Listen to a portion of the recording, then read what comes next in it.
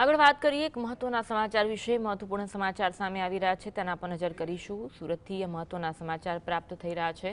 Surat SOG પોલીસે MD drugs બનાવવાની લેબોરેટરીને ઝડપી પાડી છે। ડ્રગ્સ બનાવવાની લેબોરેટરીને એસઓજી પોલીસ દ્વારા ઝડપી લેવામાં આવી છે।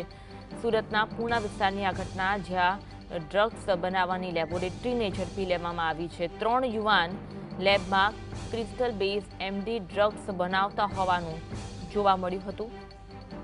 તમામ મુદ્દામાલ જપ્ત કરવામાં આવ્યો છે અને આ આરોપીઓની ધરપકડ કરવામાં આવી છે।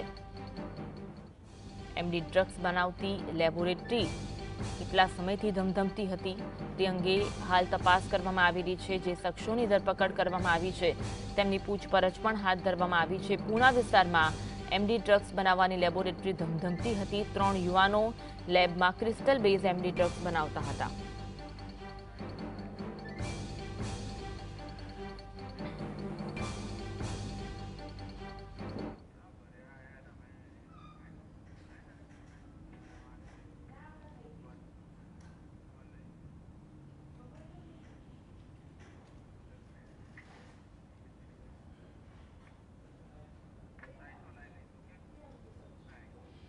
આજ અંગે વધુ વાત કરીશું। સંવાદદાતા સાહિસ અમારી સાથે લાઈવ જોડાયા છે। સાહિસ, સુરતના પૂર્ણા વિસ્તારમાં 3 યુવાનો છે તે ક્રિસ્ટલ ડ્રગ્સ બનાવતા હતા, એમડી ડ્રગ્સ બનાવતા હતા, તેની લેબોરેટરી ઝડપી લેવામાં આવી છે।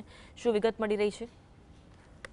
બિલકુલ, સુરત એસઓજી પોલીસ દ્વારા મોડી રાત્રે દરોડા પાડવામાં આવ્યા હતા અને ડ્રગ્સ બનાવતી લેબોરેટરી પકડી પાડવામાં આવી છે।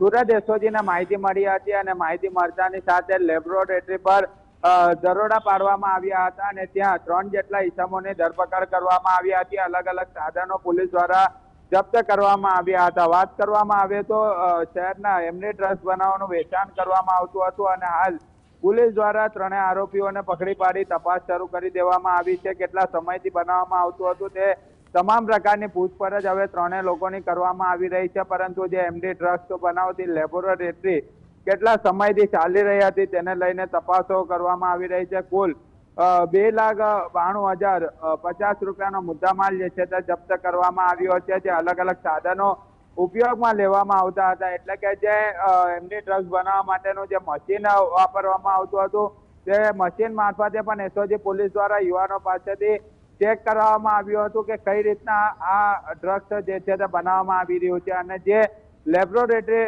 જે ચાલી રહી હતી અને જે ડ્રગ્સ બનાવી શહેરમાં કઈ રીતનું વેચાણ કરવામાં આવતું હતું તેની ઊંડાણપૂર્વકની તપાસ હવે એસઓજી પોલીસ દ્વારા કરવામાં આવી રહી છે।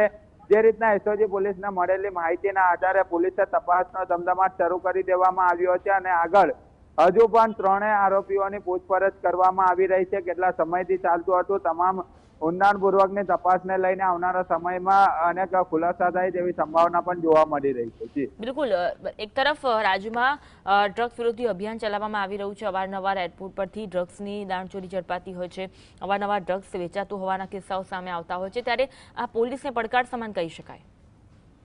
બિલકુલ, ચોક્કસપણે સુરત પોલીસ દ્વારા no drugs in Surat city અભિયાન છેડવામાં આવી રહ્યું છે અને ગુજરાતની અંદર જે રીતના ડ્રગ્સ પર અત્યારે સતત કાર્યવાહી કરવામાં આવી રહી છે અને કાર્યવાહીને જોતા જે પોલીસને પડકાર આપતા હોય તેવું સ્પષ્ટપણે દેખાઈ રહ્યું છે। આ લેબોરેટરી જે ચાલી રહી હતી પર્વતપાટિયા પૂર્ણા વિસ્તારની અંદર ચાલી રહી હતી અને ત્યાં પોલીસ દ્વારા છાપો મારવામાં આવ્યો હતો।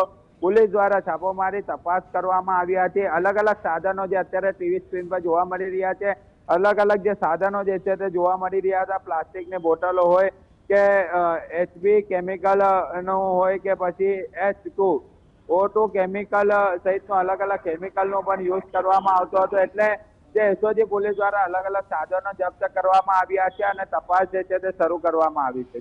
જી આભાર સાહિસ, જોડાવા માટે અને માહિતી આપવા માટે।